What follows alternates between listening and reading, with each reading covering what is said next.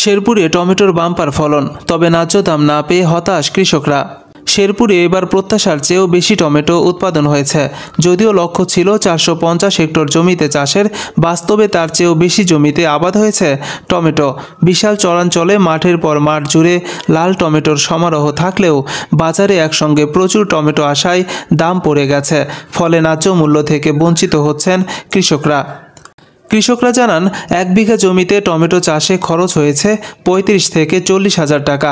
প্রতি বিঘায় ফলন হয়েছে 100 মণ, অথচ ক্ষেত থেকে বিক্রি করতে হচ্ছে 120 থেকে 150 টাকা মণ দরে। এতে উৎপাদন খরচের অর্ধেকও উঠছে না, ফলে লোকসানের মুখে পড়ছেন চাষিরা। শেরপুরের কৃষি কর্মকর্তা মোহাম্মদ হুমায়ুন কবির জানান, সাপ্লাই বেড়ে যাওয়ায় টমেটোর বাজার দর কমেছে। আমরা কৃষি উদ্যোক্তা তৈরির মাধ্যমে দ্রুত এই সমস্যার সমাধান করার চেষ্টা করছি। এদিকে বিশেষজ্ঞদের মতে, উৎপাদন লক্ষ্যমাত্রা ধরে রাখতে হলে কৃষকদের লাভ নিশ্চিত করতে হবে। পাশাপাশি সরকারি প্রণোদনা ও কারিগরি সহায়তা আরও বাড়াতে হবে, যাতে ভবিষ্যতে কৃষকরা আর্থিক ক্ষতির সম্মুখীন না হন।